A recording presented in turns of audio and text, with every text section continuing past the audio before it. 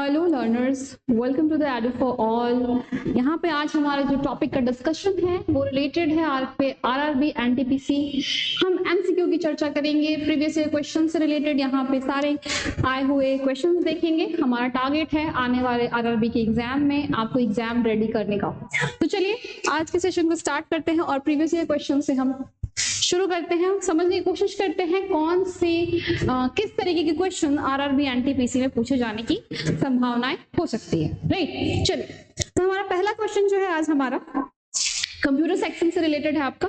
Right, तो computer section में हम चर्चा करते हैं क्वेश्चन पे कि in a web browser which of the following is used to save frequently. Right, frequently save करने के लिए किसी भी आपके जो भी आपने यूज किया हुआ है साइट्स को फ्रीक्वेंटली सेव करने के लिए हम क्या जो है कौन से वेब ब्राउजर कौन से फंक्शंस को यूज करते हैं।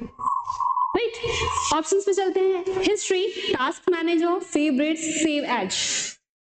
तो है ना, तो हमने पढ़ा है कि जो फेवरेट जो आपके टूल्स है इसका जो यूज है हम करते हैं किस लिए, जब भी हमें कोई भी अपने फ्रीक्वेंटली वेबसाइट को हमने यूज किया है उसको फ्रीक्वेंटली दोबारा से यूज करने के लिए हम फेवरेट्स का यूज करते हैं।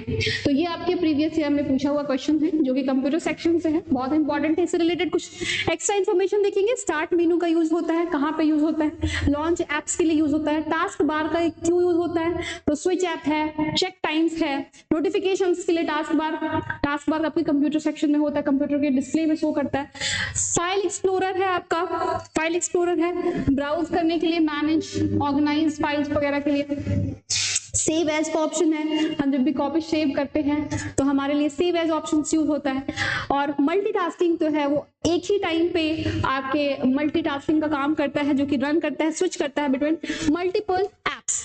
राइट, सेटिंग्स का तो आप यूज जानते ही हैं, सेटिंग का क्या यूज है। अगला जो क्वेश्चन जो है हमारा सिक्योरिटी, जो उसका आपका टूल्स होता है जो सिक्योरिटी, उसका क्या फंक्शन है, built in antivirus and user account control, ये सारे सिक्योरिटीज को देख रेख करना है। नेटवर्क से रिलेटेड है कि कनेक्ट करना है वाईफाई वगैरह, ये तो आप बहुत बेसिक है, सबको पता है। और बाकी devices plug and play support करता है, प्रिंटर्स के लिए, यूएसबीज के लिए, सर्च इंजन आपके लिए होता है। अपडेट है, टास्क मैनेजर है, टास्क मैनेजर जो है वो आपका मॉनिटर एंड रनिंग टास्क के लिए होता है। राइट, हिस्ट्री सेक्शन जो है आपका वो है, हिस्ट्री हम सब ने यूज किया है, बहुत बारी यूज करते हैं हम। तो हमको अपने हिस्ट्री को डिलीट करना होता है किसी भी रीजन से, कोई भी प्राइवेसी रीजन से हम हिस्ट्री को अपने छुपाने की कोशिश करते हैं, हमने हिस्ट्री सेक्शन को यूज किया है। या फिर फ्रीक्वेंटली हमें किसी ऐप को यूज करना है या फिर किसी वेबसाइट को हम जब यूज करते हैं, बहुत टाइम हो गया हमने भूल गए कि हमने क्या यूज किया था, उसके लिए भी हम हिस्ट्री टूल का यूज करते हैं। राइट, चलिए आगे देखते हैं। अगला जो प्रीवियस ईयर का क्वेश्चन है वो है आपके हिस्ट्री सेक्शन से, और हिस्ट्री में भी आर्ट एंड कल्चर का सेक्शन है ये आपका। इसमें पूछा जा रहा है कि तो खजुराहो जो है स्मारक समूह एक यूनेस्को विश्व धरोहर स्थल है, यूनेस्को हेरिटेज साइट है, जो कि कहाँ स्थित है। इसका सही जवाब है वो है आपका मध्य प्रदेश। मध्य प्रदेश में खजुराहो टेम्पल स्थित है आपका। इसके बारे में कुछ इंफॉर्मेशन कि इसकी लोकेशन है मध्य प्रदेश में।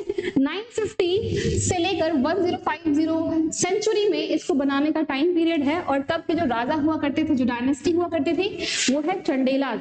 राइट, इसको आप इस टॉपिक को इसलिए भी याद रखिए कि हर समय जरूरी नहीं है कि वो पूछे कि साइट कहाँ पे है, ये भी पूछ सकता है कि खजुराहो टेम्पल जो है वो आपका कौन से रूलर से एसोसिएटेड है। राइट, तो इस तरह की क्वेश्चन, ये जो आपके नागरा स्टाइल के टेम्पल है, हिंदू, हमने जब हिंदू टेम्पल्स पढ़ते हैं हम तो हमने आर्किटेक्चर्स पढ़ा है, किस तरीके के हिंदू टेम्पल्स के आर्किटेक्चर देखने को मिले हैं हमें नॉर्थ इंडिया में, साउथ इंडिया में, और एक हमें मिडिल इंडिया में, जिसको हम कहते हैं साउथ नॉर्थ का मर्ज कन्फ्लुएंस जहां पे होता है। तो हम नागरा, है ना, द्रविड़ आपने पढ़ा होगा। उसके बाद देखते हैं वर्ल्ड हेरिटेज साइट यूनेस्को में इसको 1986 में इंक्लूड किया गया था, और ये कंदरिया महादेव यहाँ पे एक फेमस टेम्पल भी है। कंदरिया महादेव एक फेमस टेम्पल, इसी प्रांगण में खजुराहो टेम्पल का जो कॉम्प्लेक्स है, इसी कॉम्प्लेक्स में कंदरिया महादेव भी एक आपका मंदिर है। चलिए अगले क्वेश्चन पे आते हैं।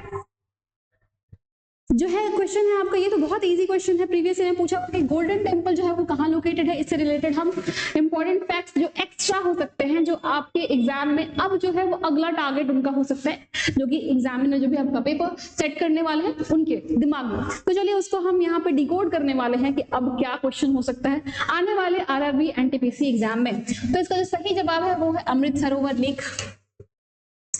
तो गोल्डन टेम्पल जिसको हरमंदिर साहिब भी बोला जाता है, और ये जो है वो आपका कहाँ लोकेटेड है, बहुत अच्छा, बहुत बेसिक, ये तो सबको पता है। 1581 में 1605 जो सिख धर्म के 5वें गुरुदेव हैं, गुरु अर्जुन देव, है ना, ये 5th है आपके। इनके जो की फीचर्स हैं ये तो सबको पता है। और ये जो पूल है यहाँ पे, ये है अमृत सरोवर, ये यूनेस्को के टेंटेटिव लिस्ट में है, यानी कि इनको रखा गया है विश्व धरोहर स्थल में शामिल करने के लिए, तो टेंटेटिव लिस्ट में है ये। चलिए आगे चलते हैं। क्वेश्चन है हमारा 2016 में किसने जो है वो है partner with ISRO to use space technology for predictive policing. ठीक है, भविष्य सूचक पुलिसिंग के लिए, क्वेश्चन है भविष्य सूचक पुलिसिंग के लिए इसरो से किसने साझेदारी की थी। ऑप्शन पे आते हैं Delhi police, Mumbai police, Chennai metropolitan police, Kolkata police. इसका सही जवाब है वो है दिल्ली पुलिस। इसरो ने 2016 में टीम किया था दिल्ली पुलिस के साथ टू लॉन्च CMAPS, राइट। और ये एक प्रेडिक्टिव पुलिसिंग सिस्टम है जिससे using satellite data to map crime hotspot and help police act faster and smarter. Policing के लिए, पुलिसिंग व्यवस्था के लिए उसको और सहज और सरल बनाने के लिए, मैप करने के लिए उन गतिविधियों को जो कि रिलेटेड है क्रिमिनल बैकग्राउंड से, उसके लिए इसरो से 2016 में आपका दिल्ली ने टाई अप या टीम्ड अप या साझेदारी किया था। चलिए आगे चलते हैं। Which of the following technologies या टेक्नोलॉजिकल इन्वेंशंस केम्स फर्स्ट। इनमें से सबसे पहले कौन आया? टेलीग्राफ, टेलीस्कोप, टेलीफोन या टेलीटाइप? सबसे पहले कौन आया? इसका जो सही जवाब आप इसमें से देखिए, इसका हम एक क्रोनोलॉजी निकालते हैं, राइट, कि टेलीस्कोप जो है वो आपका 1608 में ही आ गया, तो यानी कि टेलीस्कोप जो है वो सबसे पहले आया है। इसके बाद हम बात करें, यानी कि इसका जो सही जवाब है वो है टेलीस्कोप। और ये आगे वाले भी इंपॉर्टेंट है, तो आगे वाले के बारे में चर्चा करते हैं। हालांकि टेलीस्कोप का जो इन्वेंशन है वो है हेंस लिपर से टेलीटाइप जो है वो आपका 1900s के टाइम पीरियड पे आया है। 1900s के टाइम पीरियड पे टेलीग्राम जो है वो आपका सैमुअल मोर्स, बहुत टाइम इनसे भी क्वेश्चन आता है कि टेलीग्राम के इन्वेंशन करता कौन है या इन्वेंटर कौन है। 1837 में ये हुआ है। टेलीफोन तो आप सबको पता है, ग्राहम बेल 1876 में, रेडियो आपके मार्कोनी 1895 में, टेलीविजन जेल बर्ड कहते हैं जिसको हम शॉर्टकट में JL, इन्होंने किया है 1920s में। और एरोप्लेन तो बहुत फेमस है जिसको है राइट ब्रदर्स के द्वारा इन्वेंशन किया गया था। ठीक है, चलिए। और लाइट बल्ब तो थॉमस एल्वा एडिशन, ये तो बहुत फेमस है, इन्होंने 1879 में इसका इन्वेंशन किया था। तो हमें याद रखने की जरूरत है इसको कि टेलीस्कोप जो है हेंस लिपर्ट से 1608 में इसका इन्वेंशन किया गया था। ओके, चलिए आगे चलते हैं। क्वेश्चन है हमारा, which art form was Mrinalini Sarabhai associated. किस आर्ट फॉर्म से ये एसोसिएटेड है? इसका सही जवाब है भरतनाट्यम। चलिए, तो Mrinalini Sarabhai Indian classical dancer, choreographer and instructor, और डांस फॉर्म है इनका भरतनाट्यम। कथकली, मोहिनी अट्टम, कुचिपुड़ी, मणिपुरी, ये सारे ही आर्ट फॉर्म में इनका जो प्रसिद्धि है वो विख्यात है। हमारे ऑप्शंस में ये इजी था छांटना या इजी था एलिमिनेट करना, क्योंकि सारे ना पेंटिंग्स दिए हुए थे और इनका जो रिलेशन है वो क्लासिकल डांस से है। ठीक, मृणालिनी साराभाई। चलिए अगले क्वेश्चन में आते हैं। निम्नलिखित में से किस प्रकार की किरणें जो हैं वो पृथ्वी के वायुमंडल में प्रवेश नहीं करती हैं? इसका सही जवाब क्या होगा? इसका सही जवाब है वो है एक्स रेज। चलिए आंसर पे आते हैं। एक्स रेज जो है वो अर्थ के एटमॉस्फेयर को पेनिट्रेट या प्रवेश नहीं कर पाती। Therefore, they must be observed from a platform launched above most of our atmosphere. ठीक है, चलिए अगला देखते हैं। एक दिवसीय यानी कि the first captain of Indian cricket team for one day international was. इसका सही जवाब है वो है सीके नायडू। सीके नायडू जी जो हैं आपके वो एक दिवसीय के पहले क्रिकेटर हैं। कॉलोनल कोटारी कनकैया नायडू, इनका फुल फॉर्म है सीके नायडू का कोटारी कनकैया नायडू, जो कि 1895 से 1967 इनका टाइम पीरियड है। ये एक इंडियन क्रिकेटर थे जिन्होंने क्रिकेट एडमिनिस्ट्रेशन को सर्व किया है और फर्स्ट कैप्टन रहे हैं ये of Indian national cricket team.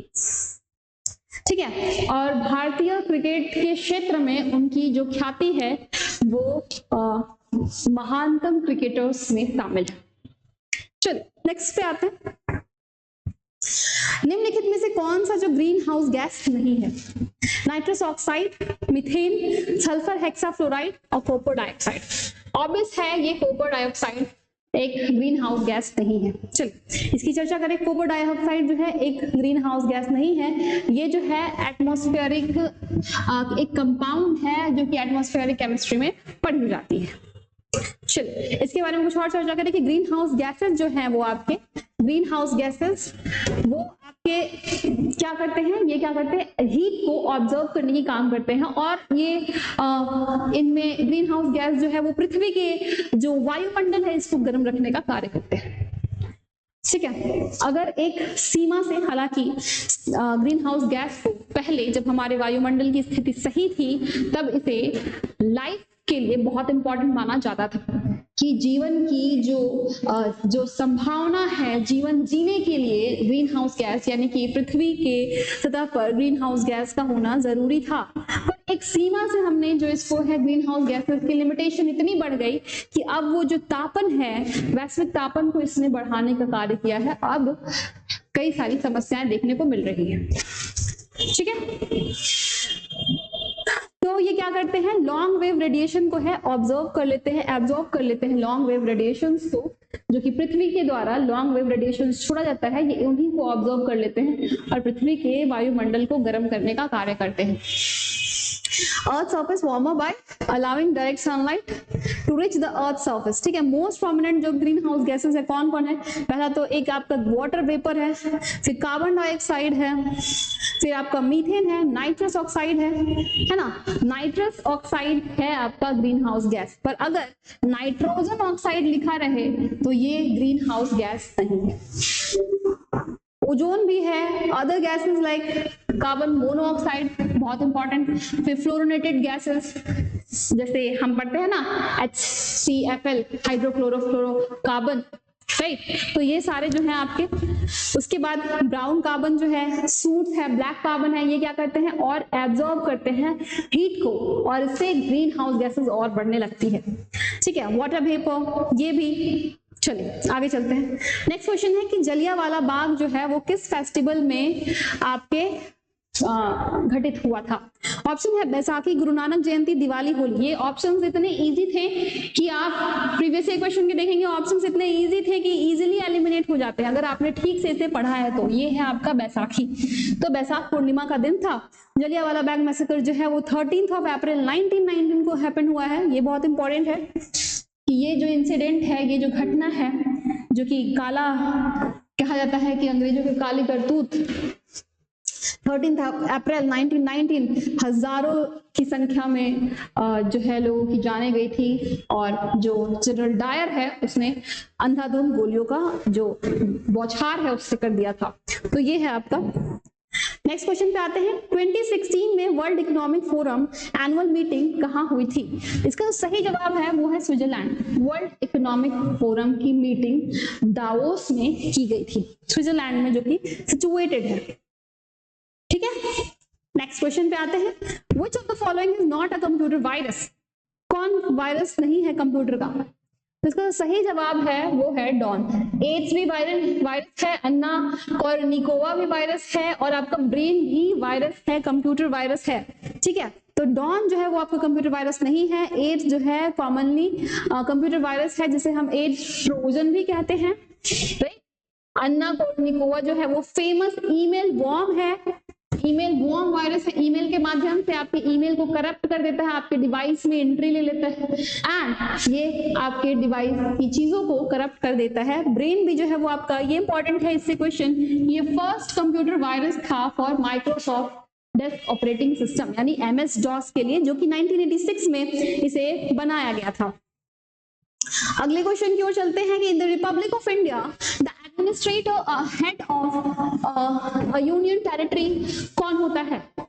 Lieutenant governor and governor, president, prime minister. सही ऑप्शन जो है इसका ऑब्वियस है कि लेफ्टिनेंट गवर्नर होता है एडमिनिस्ट्रेटिव हेड। ठीक है, और कहीं कहीं पे हमें क्या देखने को मिलता है, कहीं कहीं पे जहां पे आपके विधानसभा नहीं है उस सिचुएशन में हमें वहां पे सिर्फ एडमिनिस्ट्रेटर देखने को मिलता है, जो कि एक हायर रैंक का आपका कह ले ऑफिसर होता है, IAS ऑफिसर। ओके चलिए, एंड उन्हें अपॉइंट किया जाता है जो कि प्रेसिडेंट ऑफ इंडिया के द्वारा। ओके नेक्स्ट पे आते हैं, एक बहुत इंपॉर्टेंट क्वेश्चन है कि जायका जो जायकवाड़ी है, सॉरी प्रोनाउंसिएशन गलत हुआ तो, जायकवाड़ी परियोजना जो है, जो सबसे बड़ी सिंचाई परियोजना में से एक है, वो किस नदी पर है? ऑप्शन है गोदावरी, नर्मदा, कृष्णा, तापी। इसका सही जवाब है वो है गोदावरी। ये करंट में उन दिनों था इसलिए वेट। तो जो जायकवाड़ी प्रोजेक्ट है one of the largest irrigation, ये सिंचाई से रिलेटेड एक प्रोजेक्ट है आपका, जो कि महाराष्ट्र में चलाया गया था और जिसे गोदावरी नदी पर बनाया गया था, जायकवाड़ी प्रोजेक्ट। ठीक है, नेक्स्ट बात करते हैं क्वेश्चन की, which of the following is the largest glacier in India? Gangotri glacier, Drung glacier, Siachen glacier, सफत ग्लेशियर। सबने पता है कि सियाचिन ग्लेशियर जो है वो भारत का पार्ट है, इसलिए सबसे बड़ी ग्लेशियर है। लार्जेस्ट ग्लेशियर जो है वो सियाचिन ग्लेशियर है। लोकेशन कहाँ है? ईस्ट काराकोरम रेंज में। सॉरी अगर मैप अच्छी ना बनी हो तो, बट अगर हम समझने की कोशिश करें, मैप अच्छी नहीं बन रही है तो हम पढ़ते हैं ना, जब भी हम माउंटेन्स पढ़ते हैं तो पढ़ते हैं हम लद्दाख, जास्कर, काराकोरम, है ना, काराकोरम, लद्दाख, जास्कर, इस तरीके से पढ़ते हैं हम, काराकोरम, लद्दाख, जास्कर, राइट, इस तरीके से पढ़ते हैं। तो ईस्ट में, ईस्ट वाले जो आपका सेक्शन है काराकोरम का, जो कि जम्मू कश्मीर में सिचुएटेड है, और अभी हम कह दें उसको कि वो लद्दाख में सिचुएटेड है, जब से यूनियन टेरिटरी 2 बने हैं। ठीक, तो चलिए आगे चलते हैं। Which was the first women's sport to be introduced in Olympic? Olympics में सबसे पहला जो स्पोर्ट्स है वो कौन सा इंट्रोड्यूस किया गया था? वेट, कौन सा स्पोर्ट्स जो है वो सबसे पहला इंट्रोड्यूस किया गया था? एक्सप्लेनेशन भी देख लिया, गोल्फ से रिलेटेड है, गोल्फ जो है वो सबसे पहला जो था स्पोर्ट्स वो इंट्रोड्यूस किया गया था।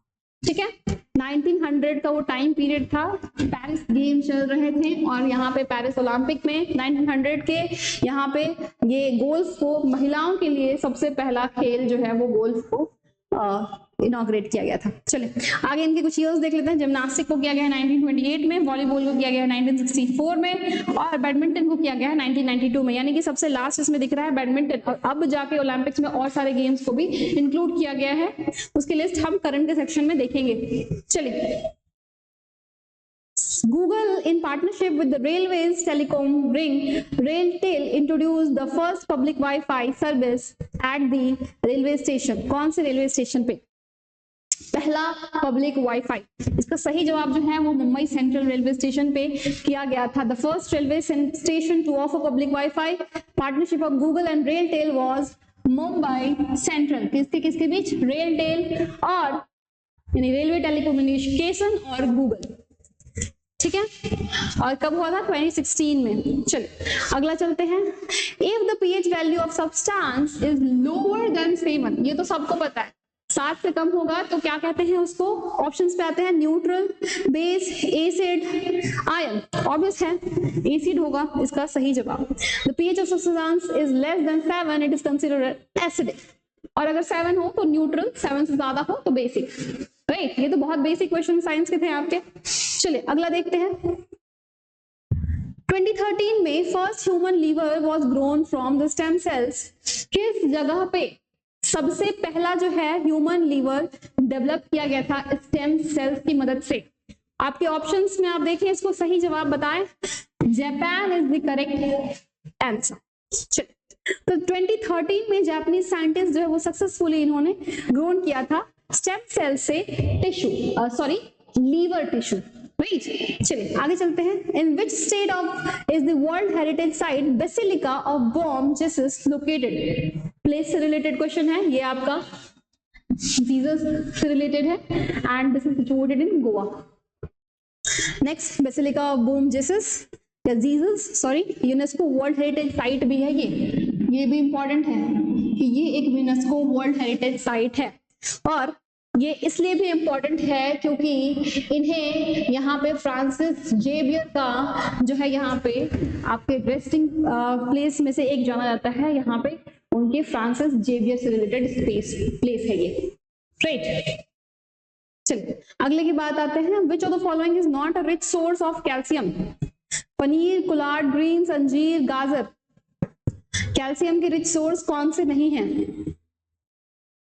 बताएं? तो चलिए इसका जो सही जवाब होगा, इसके एक्सप्लेनेशन से आते हैं कि डेयरी प्रोडक्ट जो है हमारा पनीर तो ऑब्वियस है, चीज है, योगर्ट्स है, ये good source of vitamin D है, प्रोटीन है। फिक्स जो है आपके पोटेशियम है, इनमें calcium, manganese and magnesium fix में भी होते हैं जो कि अंजीर है आपके। और आपके ग्रीन लीफी वेजिटेबल्स, फिर आपके आयरन जो है orange vegetable and fruit, vitamin A and C, red fruits और विटामिन, इनमें लाइकोपिन होता है ना। तो इसका जो सही जवाब था आपका ये है कैरेट, ठीक है। चलिए अगला क्वेश्चन पे आते हैं। Who was the first Indian to become a Nobel laureate? Nobel पुरस्कार विजेता बनने वाले पहले भारतीय कौन थे? बता। सही जवाब जो है वो आपका रविन्द्रनाथ टैगोर। ये बहुत फेमस है और इनकी किताब को भी पूछा जाता है कि किस किताब के लिए इन्हें नोबेल पुरस्कार, साहित्य का नोबेल पुरस्कार दिया गया था। फर्स्ट इंडियन जो है वो रविन्द्रनाथ टैगोर है। 1913 का वो टाइम पीरियड था, है ना, और गीतांजलि के लिए इनको दिया गया था। तो ये याद रखें।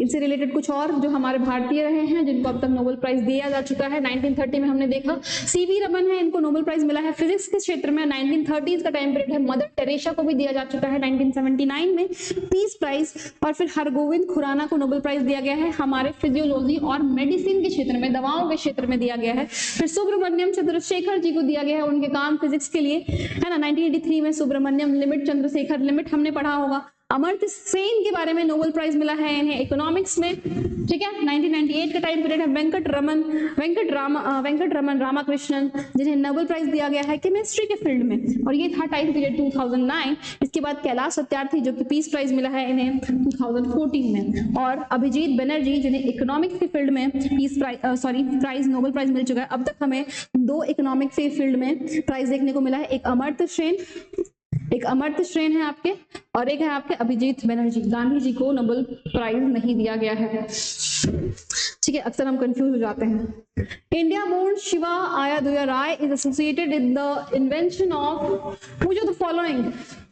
इंडियन बॉर्न जो है शिवा आयादुरई का संबंध किस आविष्कार से है? इसका सही जवाब है वो है ईमेल, ठीक है। तो शिवा आयादुरई जो है इंडियन बोर्न इन्वेंटर हैं जो कि नोन है अपने इन्वेंशन ऑफ ईमेल के लिए, ठीक है। इसके अलावा हम आगे देखते हैं विंडकर्फ जो है रॉबर्ट का इंटरनेट से रिलेटेड है ये। फिर वहीं क्रिस्टोफर सोर्स ये कीबोर्ड के इन्वेंटर हैं, और ये तो सबको पता होगा माउस डगलस। चलिए आगे चलते हैं।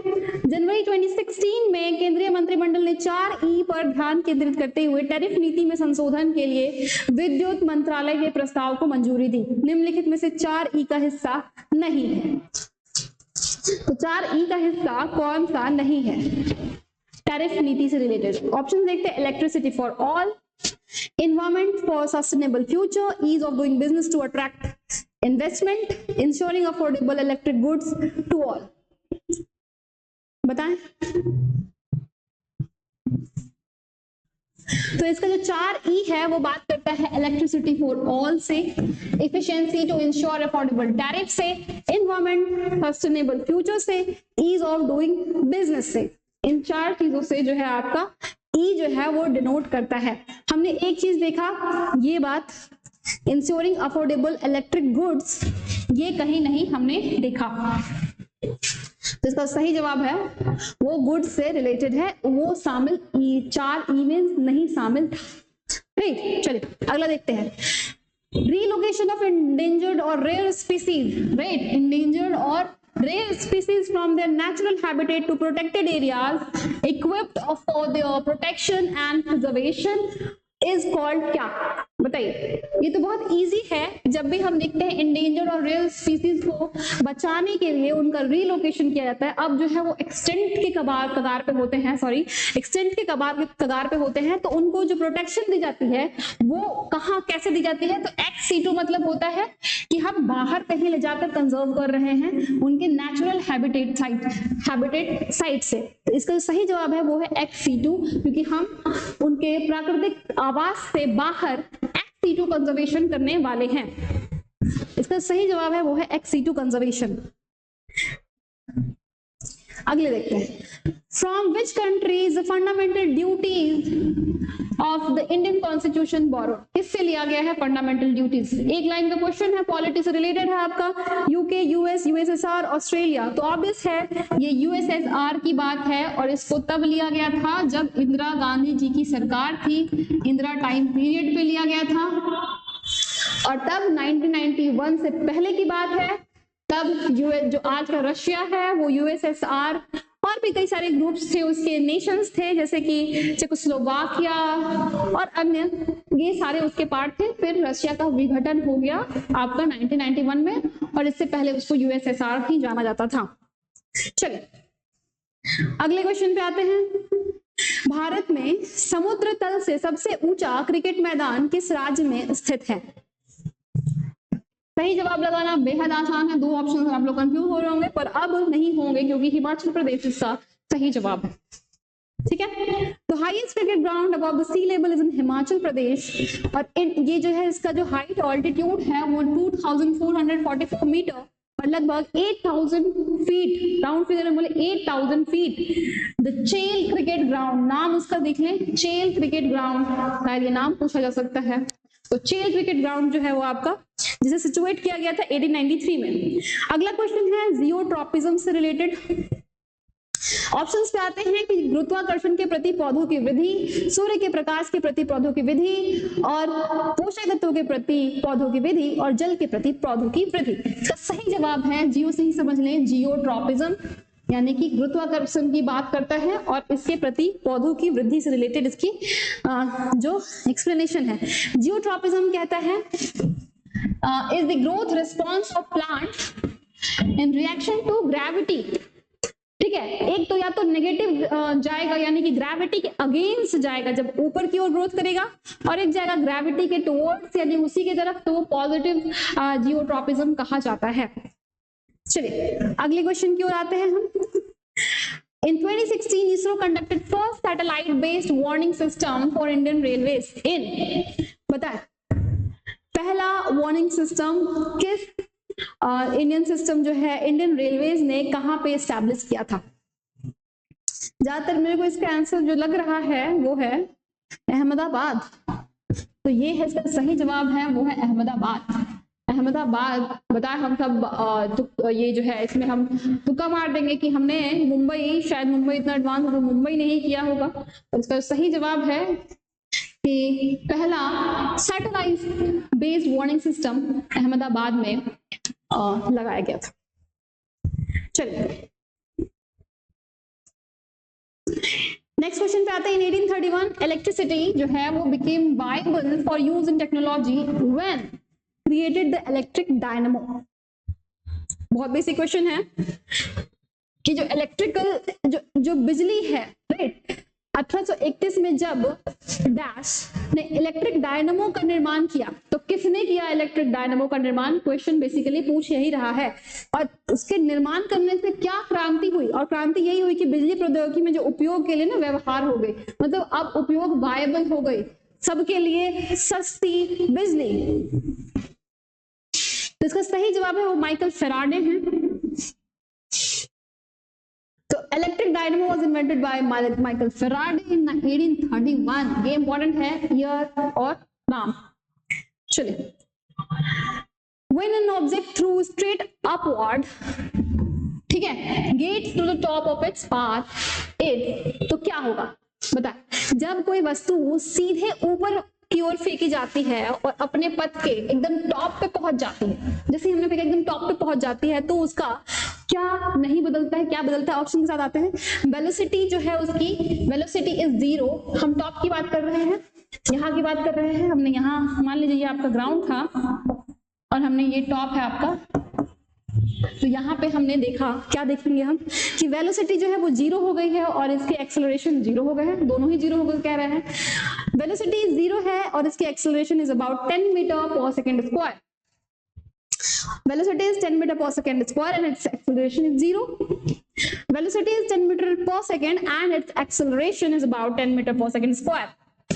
बता, तो हम तो जानते हैं कि सबसे ऊपर जब जैसे ही चला गया यहाँ पे, इसका अब जो है वेलोसिटी वो हो गया 0, पर जो इसकी एक्सेलरेशन, जो इसकी एक्सेलरेशन थी वो है, वो क्या रहेगी? वो 10 मीटर पर सेकेंड स्क्वायर रहेगी। और इसको ये भी कह सकते हैं कि एक्सेलरेशन इसकी न्यूट्रल रहेगी, राइट। चलिए इसका एक्सप्लेनेशन देखते हैं कि velocity is 0 and its acceleration is about 10 metre per second square. जब हम ऑब्जेक्ट को सीधे ऊपर फेंकते हैं तो इसकी वेलोसिटी जो है वो 0 हो जाती है, बिकॉज ये क्या होता है, ग्रेविटी के उल्टा मूव कर रहा होता है। और acceleration is 10 metre second per square due to rate of the change of velocity of an object with respect to time. ठीक है, चलिए आगे चलते हैं। Which of the following gases in air is responsible for the discoloration of brass? बताएं, पीतल के फीके होने का कारण कौन सा गैस है? Option hydrogen sulphide, carbon dioxide, nitrogen, carbon monoxide. इसका सही जवाब है वो हाइड्रोजन सल्फाइड है। The gas primarily responsible for discoloration of brass is H2S, यानी कि हाइड्रोजन सल्फाइड, जो कि अलॉय होता है किसका? कॉपर और जिंक का। और क्या करता है? हाइड्रोजन सल्फाइड से ये क्या करता है? रिएक्ट करता है एयर में और एक काला कलर का, पीतल पे एक काला कलर का लेयर फॉर्म हो जाता है। तो ये हाइड्रोजन सल्फाइड के कारण होता है। ठीक है, अगले क्वेश्चन पे आते हैं। Choose the one which is different और ऑड फ्रॉम द फॉलोइंग। बताएं कौन सा इसमें अलग है? कुछ तो अलग बात होगी, राइट। देखते हैं डल के बारे में, सांबर के बारे में, वेम्बनाड के बारे में, वुलर के बारे में। सांबर पढ़ेंगे राजस्थान में, है ना, डल पढ़ेंगे हम कश्मीर में, और आपका वुलर भी पढ़ेंगे वहीं पे, और वेम्बनाड पढ़ेंगे हम केरल में। तो क्या अलग है? अलग यही है कि ये सारे मीठे पानी, ये सारे जो है ना वो फ्रेश वाटर है, फ्रेश वाटर, ये फ्रेश वाटर है आपके। पर जब हम सांभर लेक की बात करते हैं ना, तो ये सॉल्टी वाटर है।